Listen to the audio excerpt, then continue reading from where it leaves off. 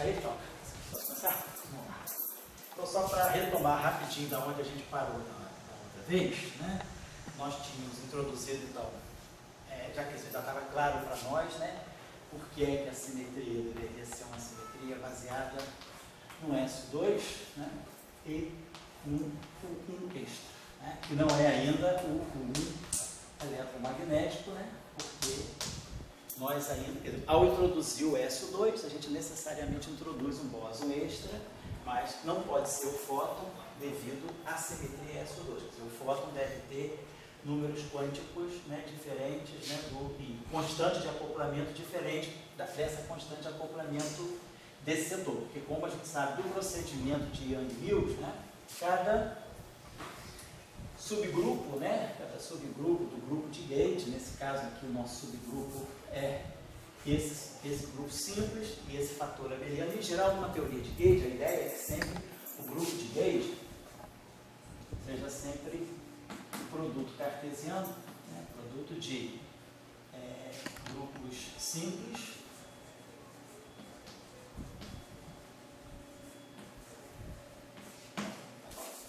com fatores abelianos. Um, por exemplo, pode ser quantos fatores, dependendo da necessidade, um certo conjunto de fatores UN. Nesse caso, a gente precisa do fóton.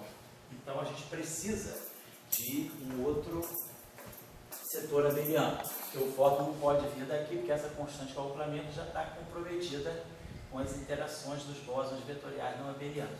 Ao mesmo tempo, essa assimetria abeliana não poderia até já ser um fóton, mas não teria sentido a gente já separar o fóton, porque aí a gente estaria violando o princípio daquilo que a gente quer. Quando a gente quer propor que duas interações são unificadas, a gente está querendo, no fundo, propor que as interações provêm de uma formulação única. Então, seria interessante, se as interações estão unificadas, né, que nós compreendêssemos a origem dos bósons de Gage a partir de uma interação não trivial. Se eu já colocasse o fóton aqui e os demais bósons aqui, eu já estaria distanciando, já estaria dizendo, pô, eu estou simplesmente juntando duas coisas que são diferentes. A ideia de juntar isso aqui é que o fóton deva sair como um subproduto da simetria. Quer dizer, a ideia é que o fóton, né, vamos dizer assim, emerja, né, a partir do setor de Gage. Ele não é colocado à mão. Ao invés, né, vou colocar assim.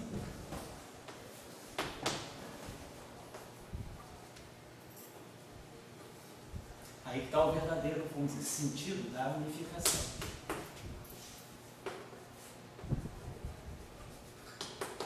A ideia seria um pouco essa, a gente já tinha trabalhado um pouco isso. E aí a gente introduziu, por argumentação de simetria, né, olhando o protótipo, que é o decaimento beta, o dublete de leptons, né, seguindo a convenção de que as cargas elas correm de alto para baixo, como a gente faz no caso da organização das representações do grupo SO2. A gente começa sempre com os maiores valores da componente terceira, componente, né, do operador, que seria o terceiro gerador aqui. Aí nós temos um elétron right, né? Então, isso aqui é o nosso setor de elétron.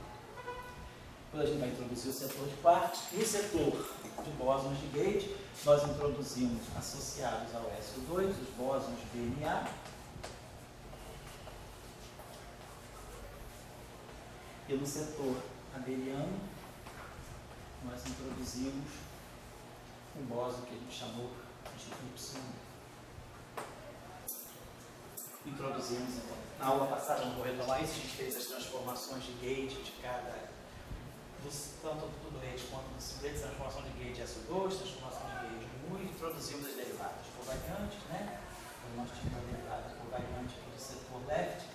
Na aula passada também nós fizemos isso, né? Nós chamamos esse dublete aqui, se não me engano, assim, de um L maiúsculo, né, simbolizando esse dublete do campo de Fermi, do campo do neutrino, do campo do elétron, e utilizamos essa notação aqui para o Fermi-Wright, né, propriamente Wright do elétron.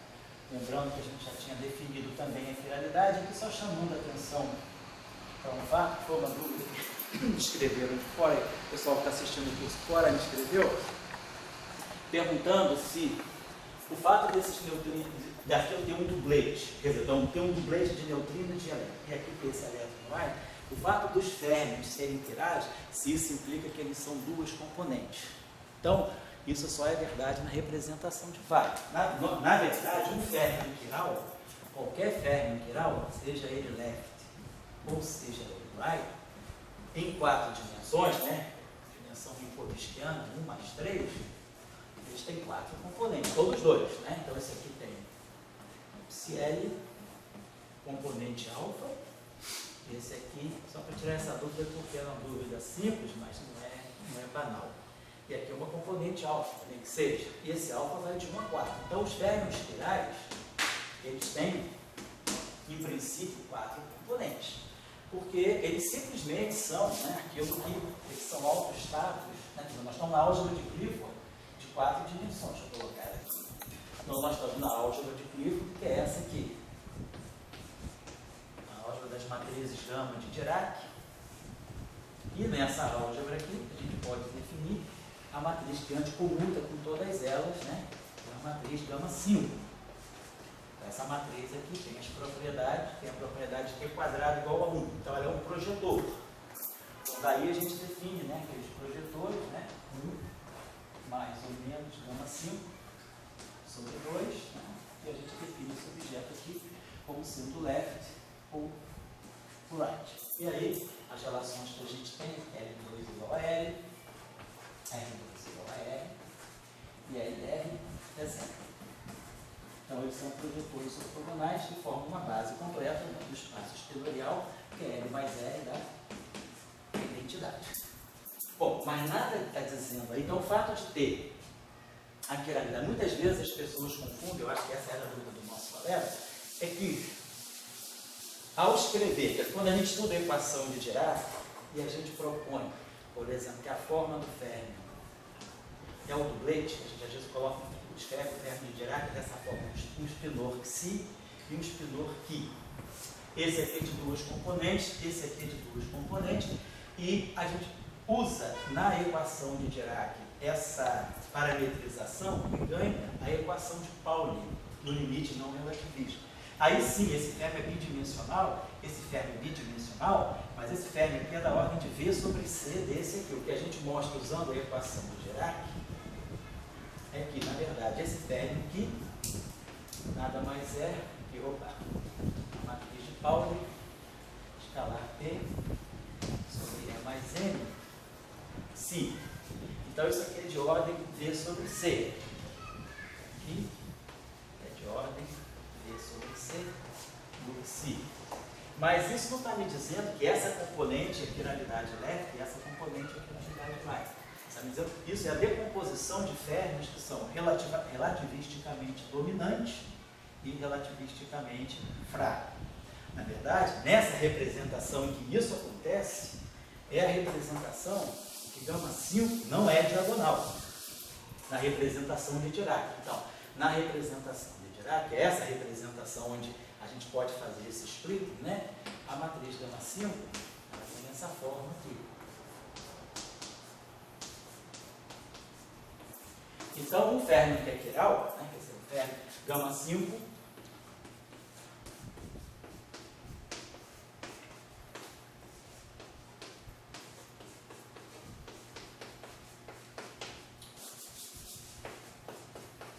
então, se o férmion é autovetor, né, da quiralidade, vamos chamar aqui, então quando a gente escreve um férmion desse modo, né, está escrevendo isso aqui, gama 5, Si, então vamos dizer, tem o componente alfa, beta, gama, delta. Isso aqui vai ser igual a alfa, estou pegando um férmion quiral left. Então ele é autovetor de gama 5, com alto valor mais 1. Essa matriz aqui, né, vou colocar assim, vou botar isso aqui em submatrizes assim, identidade, 2 por 2, identidade 2 por 0. E aqui vamos chamar esse alfa beta de um spinor Xi e esse gama delta de Ki. Então, o fato desse férmion ser quiral não está me reduzindo o número de componentes dele, está apenas me dizendo que, opa, isso aqui é igual a psi aqui. Então, o vínculo que eu tiro em cima desse fermo quiral é que psi é igual aqui. Então, o fermo quiral left, na representação de Dirac, ele tem essa estrutura, alfa, beta, alfa, beta. Então, ele simplesmente replica esse fermo, mas não anula essas componentes. Então, esses fermos, mesmo que eu escreva nessa notação left, right, na representação de Dirac, eles vão ser fermions genuínos, de 4 componentes. Só que essas duas componentes são complexas, mas são as mesmas duas que tem aqui. Então, na verdade, esse estilor, ao invés de depender de 8 parâmetros reais, né, como é o caso do estilor de Dirac, ele vai depender de 4 parâmetros reais. Na verdade, aqui vai ser a parte real e a parte imaginária de alfa e a parte real e a parte imaginária de beta. Aqui se replica. Então, na verdade, ele tem 4 reais, então, portanto, 2 graus de liberdade. Então, isso é um fermo típico de Weyl. 2 graus de liberdade. O que ele descreve? O objeto sem massa com espinha na direção do movimento e o objeto sem massa com espinha anti-alinhada. Então, são os 2 graus de liberdade do fermo de Weyl. Se fosse um fermo de Dirac, ele teria essas componentes aqui independentes, ele teria 8 componentes reais, ele teria 4 graus de liberdade. Spin para cá, carga mais e menos, spin para cá, carga mais e menos. Ele escreveria o elétron e o positron nos 2 estados vamos dizer, de quiralidade ou de helicidade. Então, essa é a situação do férmio, desse férmio que nós estamos colocando. Então, nós não estamos trabalhando com uma representação escolhida. Em princípio, normalmente a gente trabalha com a representação de Dirac. Então, na representação de Dirac, menos ainda razão para imaginar que esses férmions sejam férmions de 2 componentes. Eles têm 2 graus de liberdade, porém eles têm 4 componentes, as 4 componentes inteiras, né? Só que a parte de baixo replica a parte de cima. Agora sim, se nós formos para a representação de Weyl, a gente vai para a representação de Weyl das matrizes gama. Então a gente teria gama 0, a representação de Weyl 0, 1, 1, 0. As matrizes gama espaciais na representação de Weyl são 0, e sigma, sigma 0. A representação de Weyl é caracterizada por ser completamente ortodiagonal. E aí a nossa matriz gama 5, que independente da representação I, gama 0, gama 1, gama 2, gama 3, nessa representação especial, ela adquire essa forma. Então, claro que se nós pegarmos 1 mais gama 5 sobre 2, que é o nosso projetor leve, né? Ele é identidade 0, 0, 0. E se pegarmos o projetor right nessa representação, ele é 0, 0,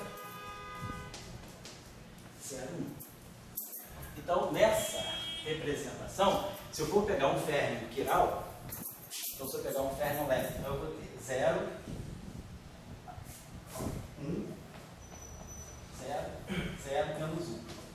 E vamos pegar então o nosso férmio. Ele é alfa, beta, gama, delta. Olha lá, mais alfa, beta, gama. Então isso aqui é o férmio quiral. Então isso aqui vai me dizer que alfa, beta é igual a alfa, beta. Fazendo esse cálculo, quebrando em duas componentes. E aí sempre vai me dar que menos gama delta é igual a gama delta. Então gama igual a delta igual a 0. Aí sim, na representação de Weyl das matrizes gama, o férmio left, ele adquire essa forma: alfa, beta, 0, 0. Apesar de ele ter as 4 componentes, que a representação é 4 por 4, ele tem 2 componentes não triviais. Então, na representação de Weyl, quando a gente escreve o férmio, né? Então, o férmio integral, então, na representação, então, o férmio left, na representação de Weyl, ele tem essa estrutura: alfa, beta, 0, 0. E o férmio right, na mesma representação de Weyl, ele vai ter a estrutura oposta: 0, 0, alfa, beta, gama, delta. E aí sim, o meu férmio geral, que é o psiel, mais um ferno que não seja quiral, mas que tenha as duas componentes de quiralidade, como é o caso do elétron, ele vai ter a componente left aqui em cima e a componente right aqui embaixo. Então, a representação de Weyl, ela é útil nesse sentido. Ela já demonstra para mim quem é a parte left, ela organiza direitinho, o left está em cima, o right está embaixo. Mas se eu fizer a mesma coisa na representação de Dirac, isso já não é mais verdade. A representação de Dirac, eu não tenho um ferno todo arrumadinho. O ferno left ocupa as 4 componentes e o ferno right também ocupa as 4 componentes. Só para chamar a atenção disso, porque então nós estamos lidando aqui com objetos que têm 4 componentes. Aqui tem 4 componentes e aqui tem 4. Então isso aqui é um dublete de fernos left, de espinúrios left, mas que tem as 4 componentes do neutrino e as 4 componentes do elétron. E aqui é um ferno right com as 4 componentes do elétron right, tá bom? Então isso tudo é muito sujeito à representação. Como a gente faz trabalho em geral, é bom trabalhar com uma representação geral. No modelo padrão, por exemplo, nós não escolhemos nem a representação de Majorana e nem a representação de Weyl. O normal é trabalhar com a representação de Dirac. Se a gente vai fazer supersimetria, colocar a supersimetria no modelo padrão, aí a gente muda de estratégia e coloca a representação de Weyl.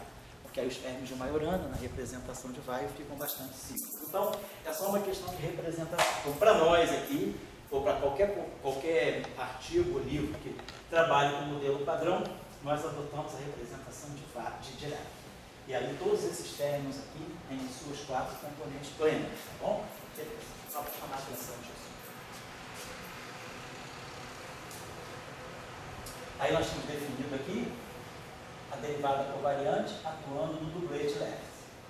Então ela vai ser a derivada covariante do setor SO2, aí a gente coloca aqui a constante acoplamento de SO2, os bósons de Gage, os geradores na representação fundamental, que é o dublete, e aqui nós acrescentamos, né, constante acoplamento linha, a carga aqui, carga 1 do setor left, e colocamos aqui o left. Então isso aqui é, perdão, esqueci de colocar aqui o Y.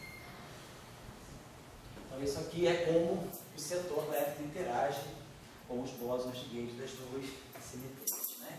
E o elétron right, ele é singlet, então ele não vê a simetria SO2, então ele vai ter aqui só a parte de 1.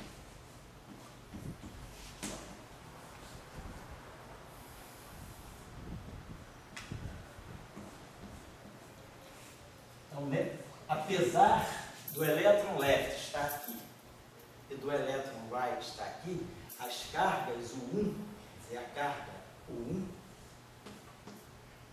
o Y do elétron left, em princípio, é diferente da carga do elétron right. Porque essa carga não é necessariamente a carga eletromagnética. A gente vai ver que não é. Então, nada me garante que eu tenho que fixar essa carga, porque essa carga aqui não é porque o 1 Y, né? Não é a simetria de carga elétrica, da carga elétrica.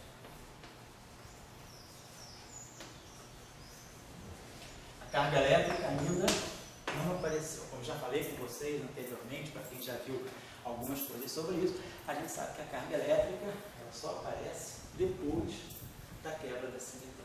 Então a gente precisa mesmo introduzir, depois que tem a quebra da simetria, que a gente vai organizar o espectro físico, aí que a gente vai ver as cargas. Tá? Então vamos deixar por enquanto. Por enquanto eu estou fazendo uma teoria, um modelo de Gage com duas simetrias, onde eu pretendo observar, pretendo descrever, né, o fóton numa formulação unificada, onde ele apareça, né, naturalmente como uma origem uma origem comum com os bósons da interação fraca. Então eu quero que a formulação descreva, né, o fóton, quer dizer, o fóton para mim, ele é como é que se diz, um outcome, é um resultado, é um produto. Eu não introduzo o fóton à mão. O fóton, ele vamos dizer assim, ele é qualificado a partir dos princípios fundamentais da simetria que está em jogo. Mas você faz isso ao custo de introduzir artificialmente a hipercápia. Como é que é? Você faz isso ao custo de introduzir artificialmente a hipercápia. Eu não diria artificialmente, eu diria que você precisa ter dois bósons neutros. Você precisa do Z0 e precisa do fóton. Então não é artificial, você precisa de uma outra simetria. Tá claro? Isso é importante, porque essa pergunta toda é fundamental. O cálculo é fácil, ninguém tem dúvida. A questão é por quê? Né? Qual é a justificativa? A justificativa é, você sabia, né, das interações fracas, né, sobretudo no início, que você tinha as correntes carregadas. Automaticamente você tem neutrinos. A pergunta é, há uma corrente de neutrinos ou não? Na alvorada da teoria eletrofraca dos anos 50, ainda não. As correntes neutras só foram descobertas em 73, depois do modelo padrão. Depois da teoria eletrofraca está pronto. Inclusive, foi um bom teste da teoria eletrofraca a medição em 73 das correntes neutras, porque mostrava que havia uma relação entre as correntes, vamos ver aqui nas aulas depois, entre a corrente neutra e a corrente carregada. Havia uma relação que vai com o ângulo de Weinberg, cosseno de θw, e esse valor tem um valor fixado. O seno ao quadrado de θw é 0,23, o cosseno ao quadrado de θw é 0,77. E aí você tinha uma razão que era na raiz de 0,77. Então isso deu uma cacifada muito boa. Ó, experimentalmente nós descobrimos a corrente neutra e descobrimos que a corrente neutra ela é mais fraca do que a corrente eletromagnética num fator de tal, que era dentro do limite de previsão da teoria eletrofraca. Mas então, Gabriel, vamos dizer, artificialmente, claro, dentro de uma certa medida, né, é artificial, mas a questão é que eu tenho que acomodar dois bósons neutros aqui. Eu não posso fazer... Aqui eu tenho um, eu preciso de um outro. Aí você poderia dizer, coloca de cara o fóton. Mas se você coloca de cara o fóton, você já está dizendo que você está separando as duas interações. O que nós queremos entender é como as duas interações estão unificadas. A ideia da unificação é que você não começa com as simetrias que você tem. Você gera o que você vê a partir de uma coisa mais fundamental. Então eu preciso de um outro setor abeliano para poder dar um outro bóson neutro. E aí a gente vai ver, na aula passada a gente já começou a ver. Quando a gente introduziu as interações, a gente separou a corrente que pegava só o neutrino e a gente via, beleza, o neutrino troca uma mistura do BM3, né? A gente tinha visto que basicamente a corrente do neutrino saía esse neutrino leve. Aqui saiu uma mistura, vamos dizer assim, alguma coisa do tipo A1, BM3, mais A2, YMi, gama-mi.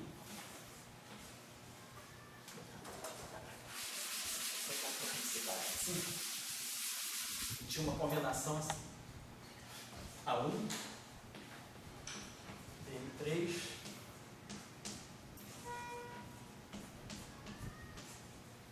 e aí aqui a gente tinha a corrente do neutrino. A gente viu na aula passada que a gente podia. A gente beleza. Se o neutrino interage com. Isso aqui é neutro, isso aqui é real. E esse é real também. Então, se o neutrino interage com um bóson neutro real, esse bóson certamente não pode ser o fóton, porque o fóton não tem essa interação. Isso aqui seria tipicamente a interação eletromagnética. Mas como o neutrino é neutro, essa interação então a gente vai. Então, isso deve ser uma outra partícula neutra que a gente chama de Z0 e identificou esse campo como Zmi. Então, de uma certa maneira, a gente já começa a distinguir o que é o bóson neutro dessa corrente neutra com o fóton. Então, a gente já começa a ter uma ideia do que possa ser o fóton, mas foi crucial que eu introduzisse um outro bóson para poder dar origem a outra interação, a outro bóson vetorial neutro que vai ser candidato a ser o fóton. Está claro o conceito? É simples, né? Mas não é trivial, porque a gente poderia escutar. Botei, isso é artificial. Claro, também a gente tem que pensar o seguinte, toda teoria de unificação tem o seu lado de artificialidade, porque você já sabe o que você quer, você já sabe o que você quer. Simplesmente você quer fazer um modelo que te permita chegar naquele ponto a partir de alguma coisa mais fundamental. Essa ideia, você quer construir uma teoria. Quando Einstein Kaluza, lá e tentaram unificar a gravitação com a interação eletromagnética, eles já sabiam que eles tinham. Tem gravitação que funciona assim, tem eletromagnetismo que funciona assim. Será que eu consigo buscar uma formulação onde essas duas interações provenham de uma interação única? Aí foi lá para 5 dimensões, etc. Mas você precisou saber aonde você queria chegar. O modelo padrão é um pouco isso. Eu tenho SO3, tem interação fraca, tem interação forte. As 3 interações, como a gente já discutiu aqui, tem escalas diferentes, tempos diferentes, características diferentes, alcances diferentes, elas são completamente diferentes. Mas a pergunta é, o fato de todas elas poderem admitir uma descrição de Young-Mills, né?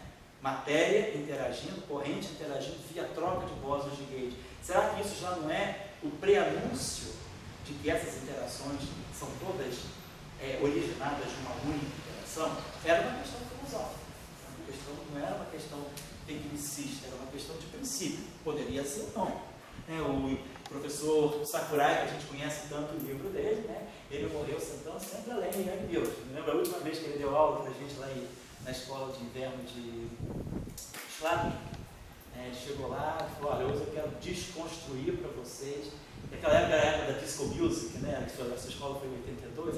Eu quero desconstruir para vocês a Gauge mania, a discomania, né? Então, vocês vão ver que a gente pode construir uma teoria de eletromagnetismo de interação fraca sem simetria de Gauge. E ele apresentou o modelinho dele, né? Isso foi em fevereiro de 82. Depois, em março, o professor Salan, quando ele ainda estava rodando na Europa, ele foi a Trieste, deu um seminário lá na corte do Salan. Salan estava escorrado um pouquinho em cima dele, mas o seminário dele era consistente. Então, é uma ideia alternativa. Logo depois ele morreu, teve um problema cardíaco, morreu bastante cedo. Ele morreu, acho que em julho de 19, não foi, né? Mas ele morreu dizendo, abaixa o Gauge mania. Tudo tem que ser teoria de Gauge? Não tem. Mas, professor, aí tudo bem, a gente substitui por esse grupo S2 por S1. Isso. Mas por que a gente diz então que isso é uma interação e não duas? Já que a gente tem o S2 e tem o 1 de intercâmbio. A gente trocou duas por duas. Não, são duas interações. Isso. O que é interessante daí, exatamente, em nenhum momento a gente tem, dizendo que a gente tem uma única interação. A gente só vai ter uma única interação quando a gente chegar no S5. Aí sim, na grande unificação, eu tenho um único grupo do qual tudo deriva. Digamos, eu tenho duas interações. O que você está querendo mostrar é que essas duas interações podem ter uma origem em comum e o que é mais importante dessa formulação, dessa abordagem, é que você consegue perceber uma origem do fóton. O fóton não é dado à mão. Então você percebe que para você chegar ao fóton, você partiu de uma simetria abeliana mais fundamental, que depois se transmutou sob a forma de carga elétrica. Você tem, no fundo, você está procurando uma teoria para carga elétrica, uma motivação para carga elétrica. Na época, por exemplo, de Kaluza e Klein, eles relacionaram a carga elétrica com a constante gravitacional em 5 dimensões. Então, na abordagem de Kaluza e Klein, eles também estão preocupados de ver de onde é que sai a carga elétrica. Então, a carga elétrica sai da 5ª dimensão, ela é uma mistura entre a constante de Newton, que no fundo é a constante de Planck, e a dimensão da 5ª, e a escala da 5ª dimensão. Então, na abordagem de Kaluza e Klein, você tenta descobrir qual é a origem da carga elétrica. Essa era a questão fundamental. Da onde vem a carga? O spin, a massa a gente sabe de onde vem. Vem de Poincaré. O spin também vem de Poincaré. O spin vem da simetria espaço-temporal. E a carga? Qual é a origem da carga? Ela tem carga por quê? Tem alguma... Não é o grupo de Poincaré, não é o grupo de Lorentz, não é o grupo de Poincaré, não é o grupo de Latassone, não é o grupo conforme. Da onde é que sai a carga elétrica? Então, a ideia de Kaluza e Klein é, a carga elétrica é para nós uma indicação de uma 5ª dimensão. Na abordagem aqui, a carga elétrica também, você vai buscar uma origem da carga elétrica. Qual é a origem da carga elétrica? Seria uma interação mais fundamental, chamada de hipercarga, que a altas energias não tem, o ingrediente, o conteúdo de uma carga elétrica, mas que a baixas energias aparece para nós como uma carga elétrica. O que nós vamos ver aqui depois, né? O que nós estamos vendo aqui agora é que todo mundo está sem massa. A gente escreveu o Lagrangiano na aula passada, deixa eu colocar aqui. Então, na aula passada a gente tinha o Lagrangiano de SO2, né? Que é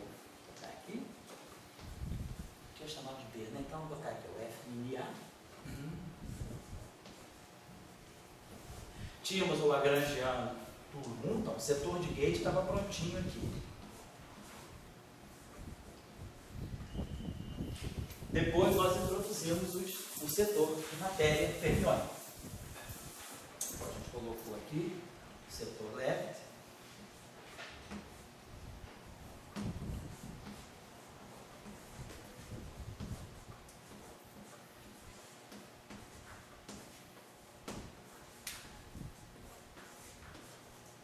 Acaba aí. Não temos termo de massa. Então, o que nós temos? Todo mundo com massa zero e apenas bósons de gate e campos fermiônicos. Tudo de massa zero. E as interações aqui, constante de acoplamento G e G'. Então, os parâmetros que nós temos à disposição até agora são o G e o G'.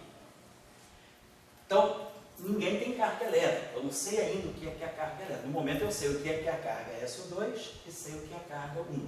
Então, no momento, vamos colocar assim, as informações que nós estamos acostumados aqui, né, a olhar no nosso mundo e classificar as partículas, que são a massa é zero.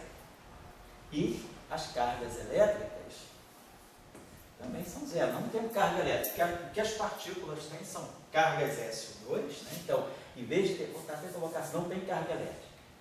Mas certo. O que a gente tem é carga SO2. Então, a gente está dizendo que a carga SO2 é igual a meio para o neutrino left, menos meio para o elétron left e 0 para o elétron right. Então, essas são as atribuições de carga SO2, que é o que nós conhecemos. E depois nós vamos olhar as cargas, as hipercargas fracas, os QI, as cargas QY. Então, nós temos uma carga Y left para o neutrino, para o elétron. Tem a mesma carga, eles são dublês. E aqui eu vou ter a carga Y right para o elétron right. Então, essas duas cargas são iguais, elas são degeneradas. O duplete ele é visto por S1, pelo 1, como uma estrutura única. Porque, claro, se nessa derivada covariante eu distinguisse essa carga para o left, para o neutrino, e a carga para cá, eu estaria quebrando a simetria SO2. Porque qual é o papel da simetria SO2? É olhar o neutrino e o elétron leve como uma coisa só, uma estrutura única. Se essa carga aqui distinguisse esses dois, essa simetria 1, ela estaria quebrando a simetria SO2. Então, por isso que as atribuições de carga são essas. Agora, a questão nossa é, no final do dia, eu quero falar de eletromagnetismo. Eu sei que o elétron tem carga, sei lá, menos 1, em unidade de E. Então, a pergunta vai ser, quem são as cargas eletromagnéticas? A pergunta ainda está em suspenso. Também, o elétron é massivo, o neutrino não. E para o elétron ser massivo, ele precisa acoplar a componente left com a componente right. Elas estão desacopladas aí. Eu tenho um setor left e um setor right. Como é que eu vou formar alguma coisa? Eu não tenho uma simetria. Se eu pegasse alguma coisa do tipo elétron left com elétron right, se as cargas 1 são diferentes, aqui é um y L e aqui é um y right, essa simetria, esse termo quebraria a simetria 1y. Como esse termo está quebrando a simetria SO2. Porque se eu fizer uma transformação de SO2, isso aqui vai, por exemplo, no neutrino left. E eu não tenho uma mistura de neutrino com elétron no termo de massa. Então, esse termo aqui violentamente quebra SO2 e eventualmente quebra o 1. Então, eu não posso ter termo de massa. Mas eu preciso gerar massa para o elétron, e a massa do elétron tem que ter essa estrutura. Então a pergunta, e aí eu acho que aí que está o grande mérito desse modelo, é como nós vamos fazer para olhar a origem da massa? No setor leptônico, deixar o neutrino sem massa e atribuir massa ao elétron sem quebrar as simetrias. Então, essa é a ideia, toda a ideia que está por trás da simetria quebrada espontaneamente. Você produz uma formulação em que tanto o lagrangiano ou o hamiltoniano sejam invariantes, mas depois, quando a gente for olhar minimizar a energia, a configuração de mínima energia não é invariante. Então, a quebra espontânea, ela não está no Lagrangiano. O Lagrangiano continua sempre invariante. Eu só vou perder a simetria a nível de estado. Então, é uma simetria que eu não vou ver no laboratório, porque os estados não demonstram essa simetria. Mas a simetria, mas o funcional de energia do sistema, ele é invariante. Ele tem a simetria. Então, a simetria é quebrada espontaneamente nesse sentido. Ela não é quebrada no Lagrangiano, mas é quebrada nos estados. Né? Então, esse é o mecanismo que está por trás, que tem todas as consequências. Então, a ideia agora é como introduzir massa e, eventualmente, carga. Porque se a gente está numa formulação em que a massa é zero, a gente espera que a carga elétrica seja zero. Nós não conhecemos nenhum exemplo na natureza de uma partícula carregada de massa zero. A massa está sempre ligada com a carga, apesar de não ter nenhum teorema demonstrando isso, mas a gente sabe que na natureza a gente sempre espera que um objeto carregado tenha massa. Então, por quê? Porque a carga gera energia, a energia gera uma alta, quer dizer, a carga gera uma alta energia, essa alta energia pode ser pensada como algum reflexo de uma massa de repouso. Então, dificilmente você vai ter uma coisa carregada e sem massa. Claro que agora, sim, você pode ter partículas neutras massivas, aí não tem problema nenhum, mas uma partícula carregada de massa zero é algo que foge um pouco assim, aos primeiros princípios, a relação entre energia e entre carga elétrica e energia, por exemplo. Então, a gente espera que, ao gerar massa, o elétron possa eventualmente ganhar sua carga. Porque, por enquanto, ele não tem carga eletromagnética. Ninguém conhece eletromagnetismo. Aqui o que a gente conhece é número quântico de SO2, número quântico de 1, que não é um eletromagnético. Aonde é que vai aparecer o 1 eletromagnético? Essa é a questão. Tudo que a gente quer é sair daqui e chegar aqui. Como? Essa é a questão. Então a ideia também, eu quero colocar para vocês, que às vezes a gente lendo os textos, sobretudo livro didático, tudo fica tão arrumadinho, parece que o cara pensou em tudo ao mesmo tempo, É lembrar que houve um debate aí que começou em 1930, esse debate se estendeu, se clareou um pouco em 1951, e depois esse debate foi retomado no final da década de 50, e esse debate foi esclarecido em 64. Então, quer dizer, o que está em jogo aí é como trazer, porque massa é escalar. No momento, tudo tem alcance infinito. Ninguém tem massa aí, a teoria invariante de escala. Então, como é que eu vou poder ter uma interação? A interação eletromagnética, eu ainda admito que ela tem um novo alcance, mas a interação fraca ela está restrita ao interior do núcleo atômico. Ela tem uma escala de validade, um alcance muito menor do que o alcance eletromagnético. Então, mas como é que eu vou fazer isso se eu não tenho ninguém com dimensão? As constantes de acoplamento são adimensionais, que é o único parâmetro que eu tenho no momento. Então, eu não tenho nenhuma noção de escala. Então, isso aí, por enquanto, está completamente privado de uma interpretação física. Então, da onde é que a gente pode buscar a escala? Quer dizer, qual é o problema agora,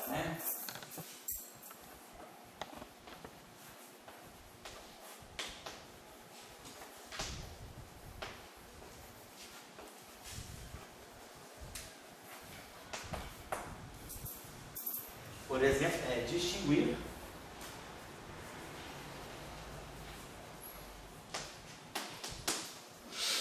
o elétron left e o deuterium. Acoplar elétron left, elétron right, para introduzir massa.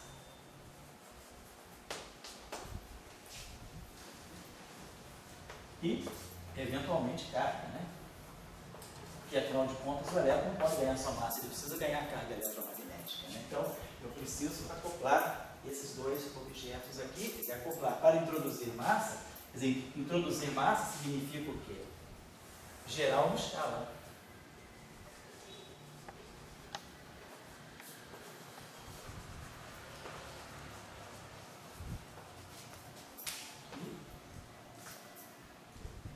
Separe o alcance nuclear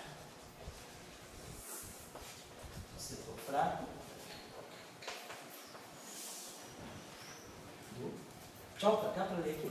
Dá para ler. Essa última linha aqui? Sim.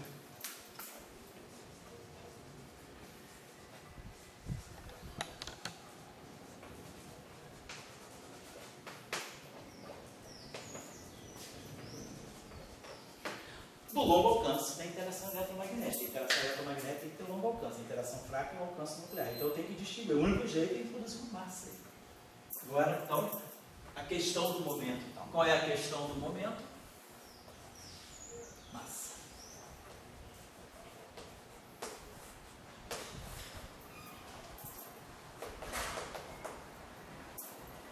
Como?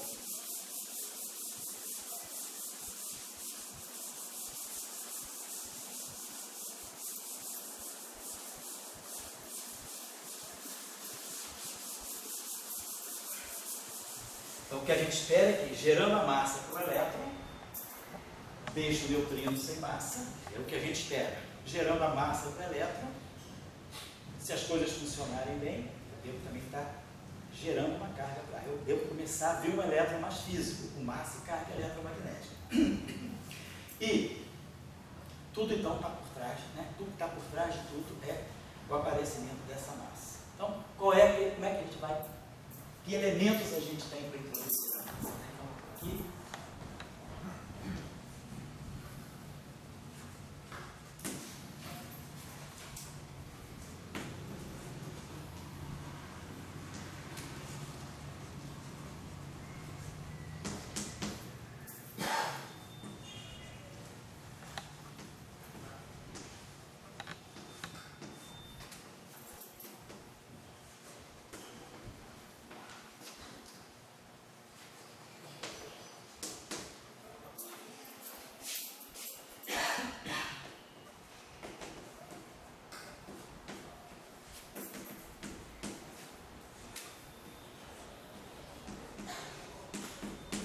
Já resolveu essa questão. Então não queremos quebrar a simetria. Depois ela vai ser quebrada espontaneamente, é outra história. Porque o meu guia é construir um lagrangiano sem ambiguidade, univocamente determinado. Para isso eu preciso respeitar as simetrias. Então essa é a questão que tem junto. E aí, quais são os elementos que nós temos? Então vamos pensar o seguinte: qual era a questão de Dirac, da equação de Dirac? Ou da ação de Dirac. Vamos relembrar aqui rapidamente a ação do corpo. Como é que era o negócio? Psi barrado e gama mi, elipse, left, psi barrado,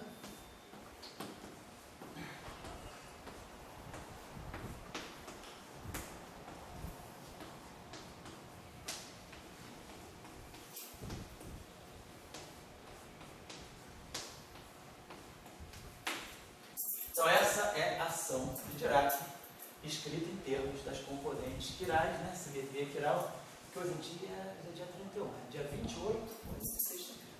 28 de sexta-feira. Um dia especial, que o pessoal falou no dia 28 de outubro de 56, ele terminou a redação desse artigo que ele submeteu em 15 de novembro de 56, que foi um artigo que lançou a simetria quiral. A questão que surgiu depois da conferência de Seattle, em setembro de 54, quando Li e Yang anunciaram a quebra da paridade, a origem da quebra da paridade. Né? Então, o Salam, já embalado pela pergunta da tese de doutorado dele, quando ele defendeu a tese em 51, o Payers estava na banca, e aí perguntou a ele se ele tinha ideia de alguma simetria que pudesse justificar a massa zero do neutrino. Payers não sabia a resposta. Ele me perguntou de sacanagem, perguntou assim: você já pensou sobre isso? Eu estava fazendo uma tese sobre eletrodinâmica escalar e a questão do neutrino estava em jogo ali. E aí o Salam falou: não sei o que, vou pensar. Aí vieram as teorias de Young, veio a conferência em 54, 56 veio a conferência de Seattle, e aí quando Li e Yang apresentaram a quebra de simetria quiral nas interações fracas, Salam entendeu que era onde a teoria de Young deveria entrar. Por quê? Porque a interação de gate preserva a quiralidade. Ela pode viver num mundo completamente elétrico. Eu posso ter uma interação de gate que é completamente elétrica. interação de gate, ela não mistura left com right. Relatividade pura, grupo de Lorentz. 0,5 com meio zero. Então está uma representação vetorial. Então o único jeito é ter um vetor. Então a interação de gauge é uma interação vetorial. Então a interação de gauge ela se processa com conservação da quiralidade. A quiralidade não muda na interação de gauge. O Salan estudou na tese do mestrado dele eram os campos escalares. Mas a interação escalar, também por argumentação de simetria de Lorentz, essa representação aqui é meio zero. Então o complexo conjugado dela é 0,5. Então fica 0,5 com 0,5. 0,5 com 0,5 dá escalar. Então você vai acoplar. Então o escalar ele muda a quiralidade.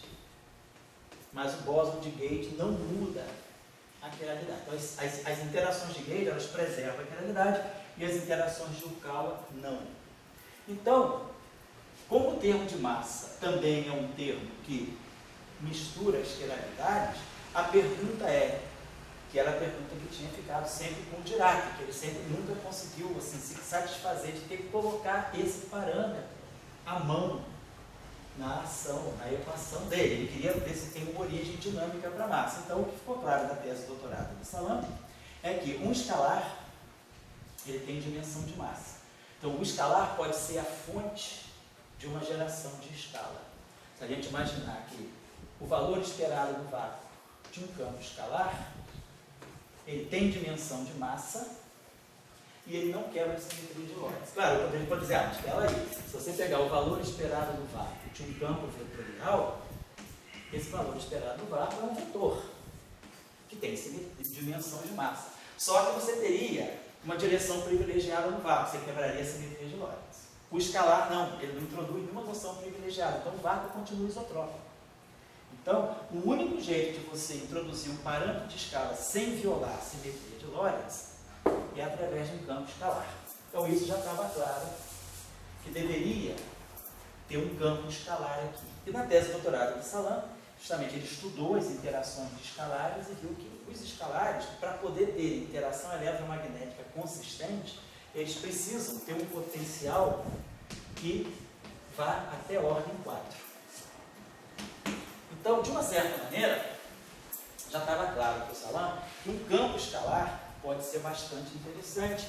E agora, em conexão com essa ideia de gerar massa, talvez o campo escalar fosse a fonte natural da massa, porque imaginar que esse campo aqui ele possa corresponder a uma flutuação em torno de uma configuração estável. Então, você pode sempre imaginar que o teu campo escalar ele é uma configuração constante, mais flutuações. E essas flutuações é que são as flutuações quânticas. Meu campo na verdade, são flutuações em torno de um background não trivial. E só é possível com escalar. Eu posso fazer isso com o espinor? Posso fazer isso com o vetor? Posso fazer isso com o tensor? Posso, mas eu quero a simetria de Lorentz. Então, o único jeito de ter um campo flutuando com uma configuração de vácuo estável, não trivial, é campo escalar. Então, a ideia era, eu preciso acoplar o elétron left com o elétron right, baseado nessa simetria. Então, a ideia de Salan foi, vamos postular uma leizinha mais, terceira lei de Salan, terceira lei de Newton. Existe um campo escalar fundamental na natureza. Se isso é verdade ou não, parece que em 2012 anunciou o bóson de Higgs, mas ele introduziu a noção de um campo extra. Então, deve existir um campo extra dentro dessa simetria. Então, a perspectiva aqui é que essa massa, ela possa ser originada, vamos colocar assim, essa massa, ela possa ser originada a partir de um setor escalar.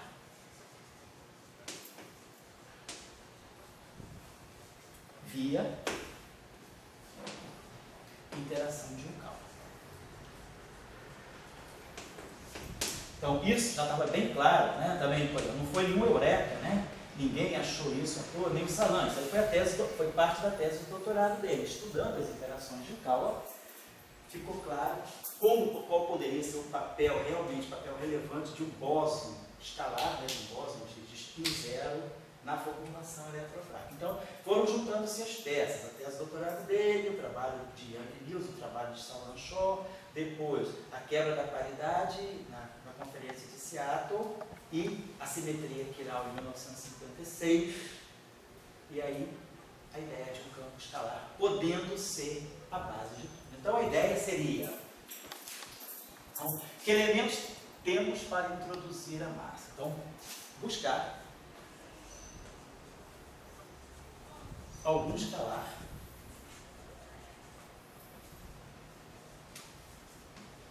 que possa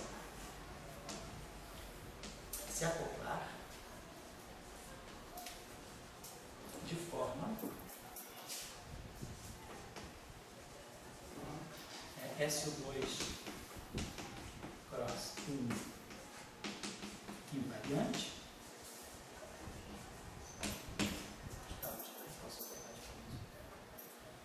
Preservando a simetria, né?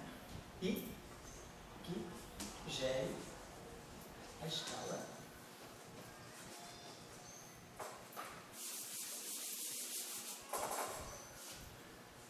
que fornecerá a massa do elétron. Então esse é o, vamos dizer assim, esse é o conteúdo. O resto é cálculo algébrico fácil, né? Mas a ideia é essa.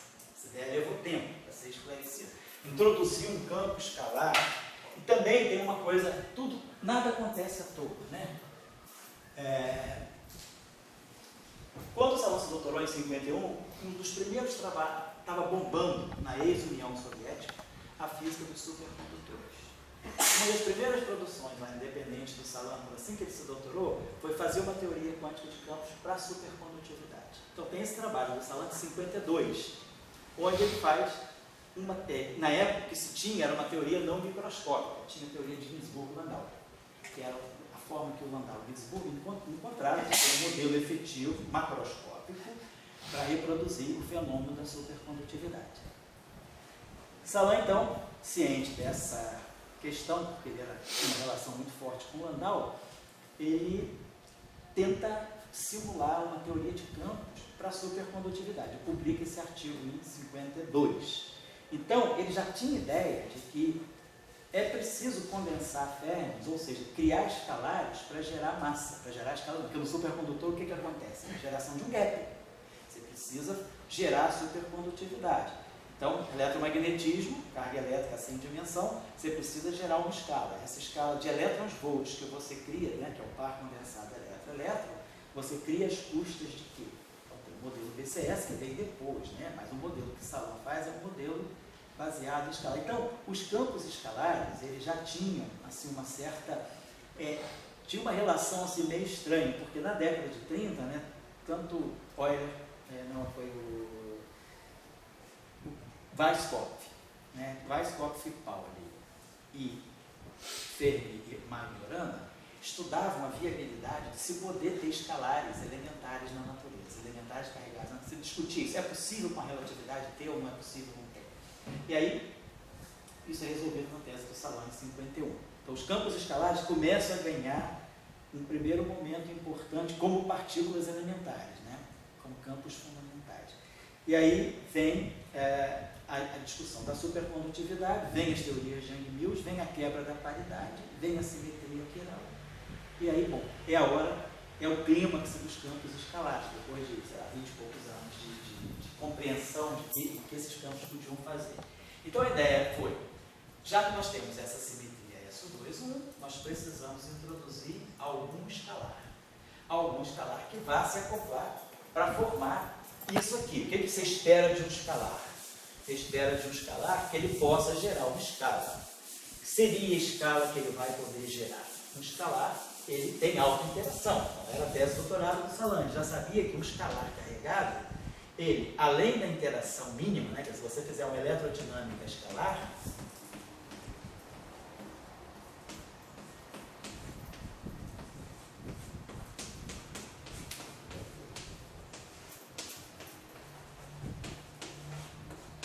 isso aqui seria eletrodinâmica escalar. Um campo escalar carregado, massivo, interagindo minimamente com o campo eletromagnético, que é ação eletromagnética. Só que o que ele mostra na tese dele é que a única maneira dessa teoria ser renormalizada é se nós introduzirmos uma interação nova, que não é interação de Gale, não tem nada a ver com o campo de Gale, que é do tipo lambda F4. Então essa interação é invariante de gauge, ela não toca o setor de gauge, mas eu preciso ter uma interação nova.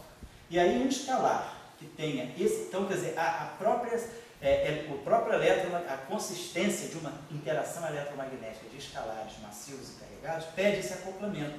Agora, esse acoplamento gera um potencial de autointeração. E aí a questão é, todo o campo se estabiliza, né? Você vai procurar a solução, o ground state da teoria quântica vai ser o mínimo de energia da teoria clássica. Então, com esse campo aqui, a gente consegue ter uma teoria. Quer dizer, se o potencial fosse só isso, o potencial seria assim. Então, o mínimo seria na origem. Mas com esse potencial aqui, mexendo com esse parâmetro, a gente tem a chance de construir um potencial com mínimo não trivial. E aí o campo escalar, ele pega um valor não trivial, ele pega um valor de mínima energia, que é a configuração dele no vácuo, e é constante e diferente de zero. Seria sei lá, chamar V de vácuo. Então, está tudo aí. Tem um escalar, o escalar precisa de autointeração, senão eu não tenho uma interação eletromagnética consistente, eu vou precisar ter um eletromagnetismo consistente. E o escalar, por ter essa interação, que a renormalizabilidade me impõe, se eu quero fazer uma teoria quântica, ela precisa ser renormalizável para ser fundamental, e aí isso me dá a chance de eu gerar uma escala às custas do campo escalar. Muito bom, tudo bem. Mas e a simetria? Se eu colocar um escalar singlet, se eu colocar aqui um escalar que seja φ, se left vai errado, vou botar electron left, electron right, esse cara aqui é um dublete de SO2. Esse cara aqui é um singlete de SO2. Então, dublete com singlete dá dublete. O único jeito de eu construir um escalar de SO2 a partir de um dublete é colocando outro dublete. Porque meio com meio dá 0 e 1. E aí 0 eu posso extrair a combinação que é singlete do meio-meio, como a gente faz na mecânica quântica, né? A gente compõe de meio dá 0 e 1. 0 é a combinação antissimétrica e 1 é a combinação simétrica.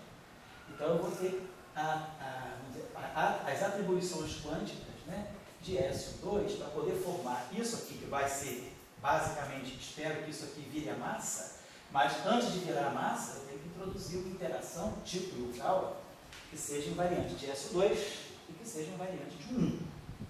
Então, esse cara é singlete e esse é dublete, então isso aqui necessariamente é um dublete de SO2. Então, para formar um singlete, eu quero o quê? Eu quero que a minha interação seja invariante de SO2. Ela tem que, no final do dia, ser um singlete de SO2. Um dublete só forma um singlete se ele interagir com outro dublete. Então, para colocar um escalar aí, eu já sei que o escalar tem que ficar num dublete. Então, a primeira observação, né, o primeiro resultado que a gente tira é que o escalar ele tem que ser um dublete. Dublete de SO2. Porque isso aí garante que dublete interagindo com dublete, meio, né? Meio barra e 0. Então isso aqui me dá meio, e meio com meio me dá 0 e 1. Como é que eu construo um singlete e um dublete de SO2, né? Igual que o triplete. Então eu faço assim, se eu pegar um dublete de SO2 e outro, se eu pegar um dublete, vamos lá, um dublete psi e um dublete aqui, claro que para formar um dublete de SO2 basta fazer isso aqui, psi dagger aqui, formar um singlete. Isso aqui é dagger, então isso aqui é um escalar, né? Isso aqui é um tenor linha, isso aqui é um tenor coluna. Se eu fizer uma transformação de SO2, ela é um dagger, o dagger daqui mata o S que vem daqui, então isso aqui é um singlete. Se eu quiser formar o triplete, então eu vou poder introduzir a matriz de Pauli. Então, se eu introduzir isso aqui, a gente sabe que esse objeto aqui se comporta como um triplete de SO2 e esse é um dublete. Então, meio dá. Então, quando a gente faz meio, a gente está fazendo isso aqui. Dublete de SO2 com dublete de SO2 dá singlete de SO2, que é o psi dagger psi, mais o triplete de SO2, que é o psi dagger sigma Então eu vou introduzir o meu Higgs, mas não assim, vou introduzir assim, que eu preciso formar um duplete de SO2. Então a ideia seria, o meu Higgs, o meu escalar está no duplete de SO2, então vamos pegar um duplete.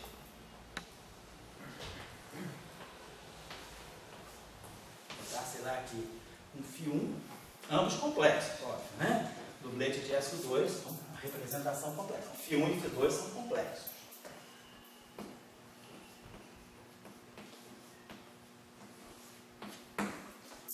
Ambos são complexos. Então, peguei o duplete de SO2. E aí, claro, eu vou fazer a coisa mais ou menos assim. Left barrado, que é o duplete. Eu não posso pegar o elétron sozinho. Outro duplete. E aqui o elétron right. Então, essa interação aqui, pelo menos SO2 invariante ela é. Pego o duplete do L. Esse Dagger aqui, esse barra aqui, na verdade, é o Dagger, mas o barra fica para o gama zero, no setor espinorial. Mas, basicamente, do ponto de vista do SO2, o que nós estamos fazendo é isso aqui. Então, se eu pegar essa interação aqui, eu estou fazendo isso. Eu estou pegando neutrino, left, Dagger, elétron, left, Dagger, gama zero, que vai me dar o barrado.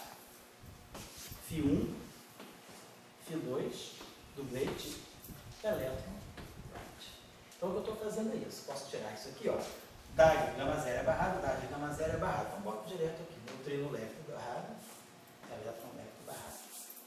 Então, isso aqui está dando para mim neutrino left barrado, elétron right. Isso aqui eu estou formando, isso aqui é estinor, isso aqui é estinor. Isso aqui é um escalar, pode sair fora, posso botar ele aqui. Mais elétron left barrado, elétron right, φ2. Então, ó, a escala de massa deve sair daqui. A origem da massa tem que estar aqui, não aqui. Isso aqui, no fundo, está ali misturando o neutrino com o elétron. Então, esse... E aí, qual é? A carga do elétron é negativa. Então, para não violar a carga elétrica, esse cara aqui tem que ter carga positiva. Então, em geral, a gente faz o seguinte, como φ1 deve ter carga eletromagnética. Apesar de eu ainda não saber eletromagnetismo, mas eu sei que eu vou querer descrever o eletromagnetismo, se eu tenho uma interação do neutrino com o elétron com o escalar, o único jeito é esse escalar ter carga mágica, para poder não violar a carga elétrica. Então eu vou chamar isso aqui de um φ+. Esse maisinho aqui não é um Dagger não, indicando que a carga é positiva. E esse cara aqui, ó, essas duas cargas, do ponto de vista eletromagnético, vão ser iguais. Então esse cara aqui tem que ser neutro. Então eu já sei que o meu duplete de Higgs, quer dizer, em princípio, né, eu não precisava fazer nada disso. Eu poderia deixar φ1 e φ2 e ir à frente, mas a gente já está fazendo uma previsão do que a gente quer com o cosmos de Higgs. A gente quer, eu sei que eu quero chegar no eletromagnetismo. Então já vou conduzindo o meu modelo de tal maneira que ao introduzir o duplete de Higgs, né, ditado pela simetria S2, eu já sei que aqui eu vou colocar um escalar complexo, que vai corresponder a uma carga mais, e aqui eu vou buscar o outro escalar complexo, que vai corresponder a uma partícula neutra. Então essa é a estrutura do duplete de Higgs. Então esse aqui é o duplete.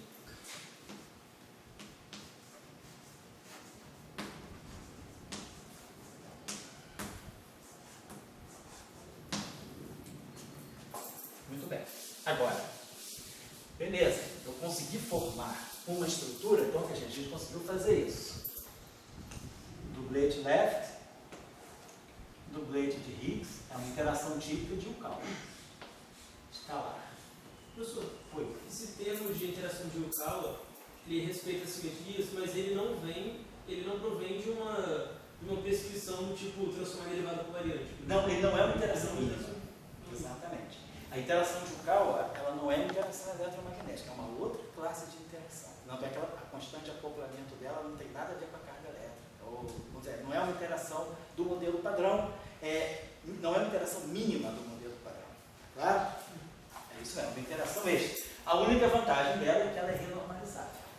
Pelo menos eu sei que ela é uma interação renormalizável, e aí sei que ela pode ser a fonte de geração de massa. Quer dizer, a partir de uma interação de Yukawa, se esse campo de Higgs se esse campo de Higgs pudesse flutuar em torno de uma configuração constante, botar aqui, as flutuações seriam essas. Então, o campo de Higgs, ao flutuar, se ele flutuar em torno de uma configuração trivial, não acontece nada. Mas se ele tiver uma configuração de mínima energia que não é trivial, essa configuração de energia vai poder gerar massa. Aqui a gente coloca, então, uma constante de acoplamento de Yukawa, eu chamei YE, vamos chamar, para não dar problema, né? Vamos chamar essa constante de acoplamento de Yukawa, porque aí Y é bom, Y é Yukawa, G, então vamos chamar essa constante, vou botar assim,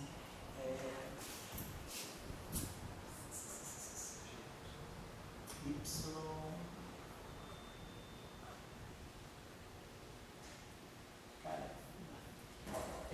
eu chamei YL, Y light. Então, por que não, né? Ela está pensando uma letra louca aí. Então lá, Y2. Então, Y2 é a constante de acoplamento que marca a interação de Yukawa, né, entre o escalar, que é um dublê, quer dizer, do ponto de vista de Lorentz, é um escalar. Do ponto de vista do SU2, é um dublete. Então, esse dublete de escalares tem esse acoplamento de Yukawa com essa constante de acoplamento aqui.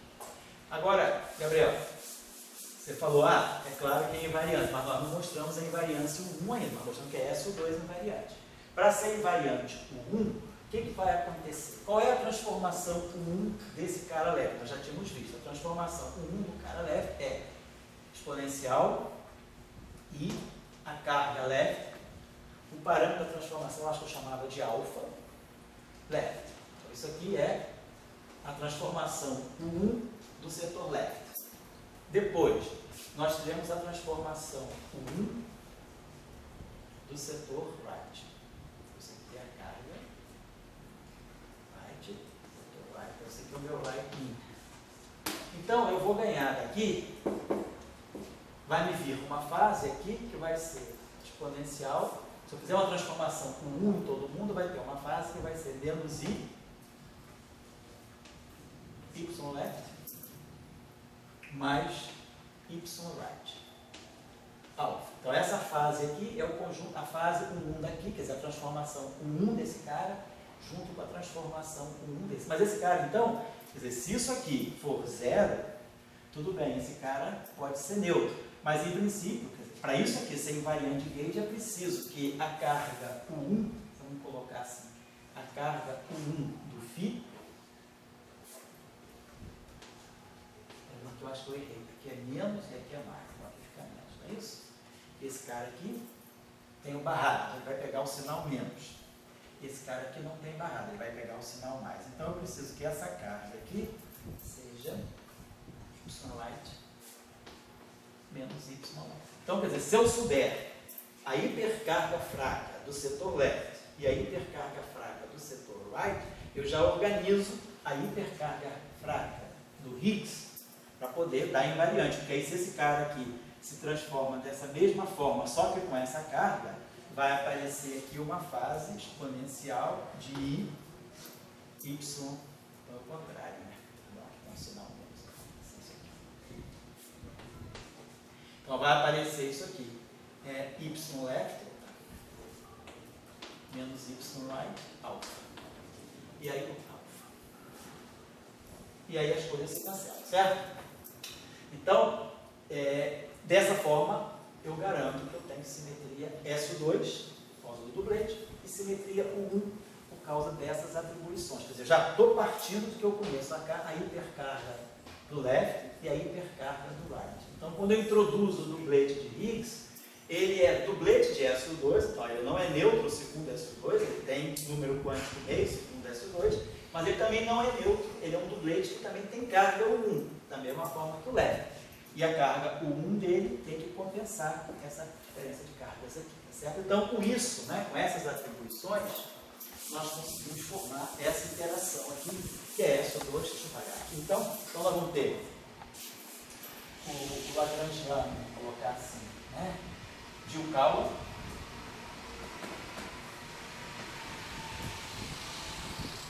lepton, Higgs,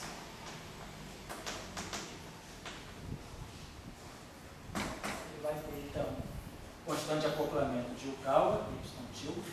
Não confundir com a carga, aqui é carga 1, aqui é constante de acoplamento mesmo, não é o valor da carga. Constante de acoplamento de Yukawa, fermion left, dublete de Higgs, fermion right. E aí nós sabemos que, do ponto de vista, quer dizer, a carga SO2 do φ é meio, porque ele é um dublete.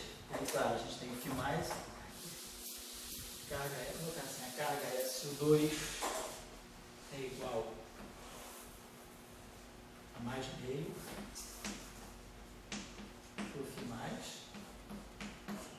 e menos meio do φ zero. E a carga 1 desse cara aqui, ela é y left menos y right. De novo, do dublete como um todo. A carga 1, ela tem que ver a outra estrutura completa. Ela não pode distinguir entre φ mais e φ zero. Se ela distinguisse entre φ mais e φ zero, essa carga estaria quebrando a simetria de φ mais. A simetria SO2 entre φ mais e φ zero. Então tem que ser uma carga única para os dois. Está claro, não sei? Aqui. Vamos fazer o seguinte. Vamos explorar. Vamos apagar aqui. Deixa eu ver. Então a gente botou o Lagrangiano do setor de gauge, o Lagrangiano do setor de elétrons minimamente acoplados, então passar o setor. Então nós já sabemos as atribuições de carga. Vamos fazer que é isso, não é? Menos y nada. Então, está faltando para nós agora fazer a derivada covariante, o acoplamento mínimo SO2, 1 do dublete. Então, a gente vai ter que escrever agora, quer dizer, o nosso Lagrangiano escalar normal é esse aqui. Então, o que nós temos que fazer agora é derivada covariante do escalar. Então, o dublete, então vamos lá, o Lagrangiano, então vamos escrever agora o Lagrangiano só do setor de Higgs. Já fez o Higgs acoplado com o ferro. Então, o Lagrangiano só do setor de Higgs vai ser VI Pythagoras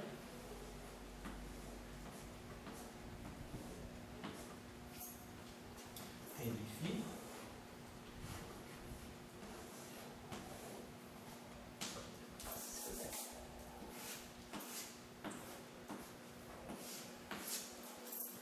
Agora, a gente já conhece então lá da tese do Salam qual seria o potencial que um Higgs deve ter para poder manter as simetrias. Ele vai ter, geralmente a gente quer menos V de φ, vamos colocar aqui.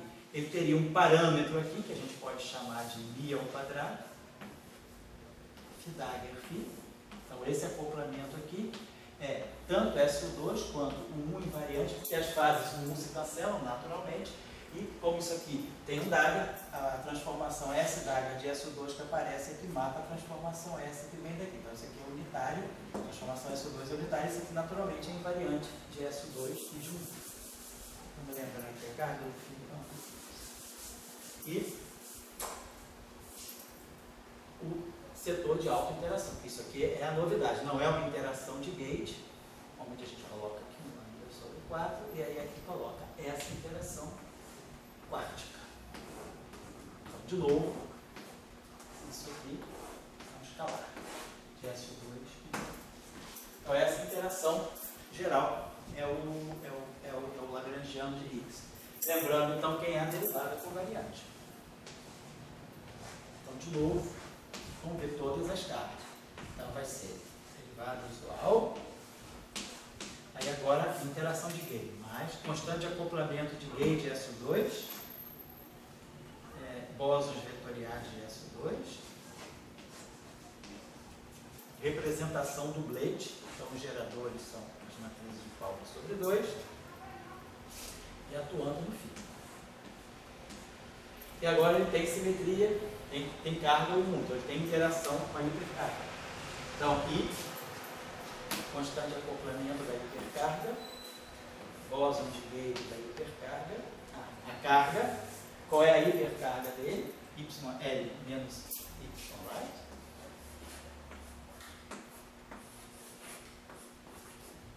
Isso aqui é a carga Y do φ.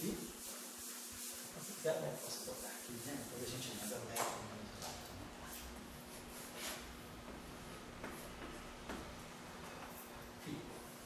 Então está aqui. Então essas são as interações de Gauge. E aí aqui nós temos, né? Automaticamente vai ficar φ mais, estar, φ mais, φ0, estar, φ0. E aqui ao quadrado, né? E essas, então, vamos dar uma olhadinha aqui, deixa eu botar aqui.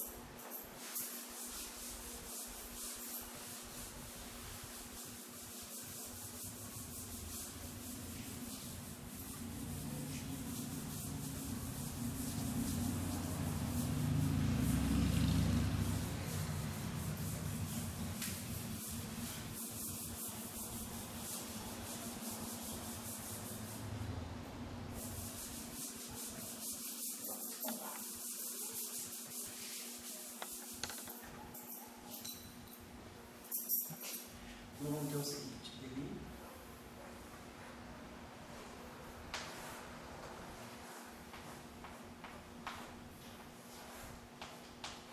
essas cargas aqui a gente já está sabendo que vão ser futuramente, a gente já sabe que devem vir a ser as cargas eletromagnéticas, isso eu já distingo mais ou menos.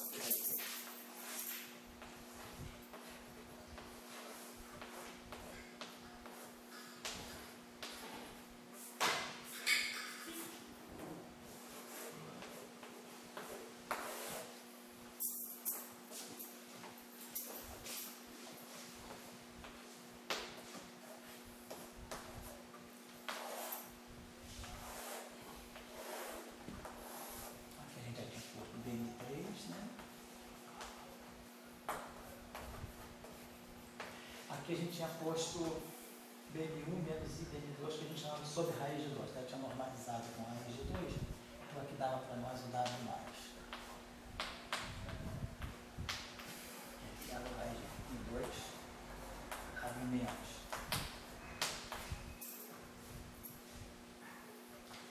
Aí aqui, mais.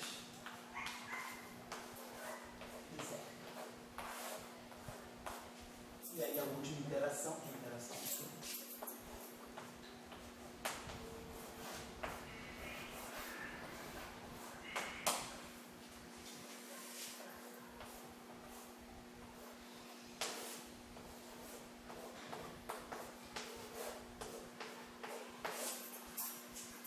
Então, eu não vou fazer esse produto aqui depois, né? Cada um faz assim. Eu só quero discutir aqui, depois de botar tudo, porque isso aqui na verdade. Então, vamos lá. Você vai ter que escrever isso aqui. Depois a gente vai. Se a gente só chamar a atenção de uma coisa. Se alguém quiser escrever, a partir daqui que eu escrevi agora, se quiser pegar isso aqui, é só lembrar o seguinte: DI e DAC. Então isso aqui é DI e DAC menos I. Os campos de Gauge são reais. Aqui vai ficar filaga.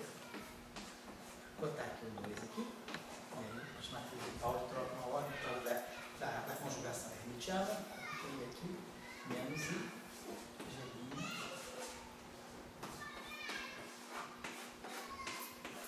Então, para vocês seria o Dagger daquele ali, né? Então, se a gente fosse tirar o Dagger, é só simplesmente ficar esse espidor deitado. Esse espidor deitado na frente,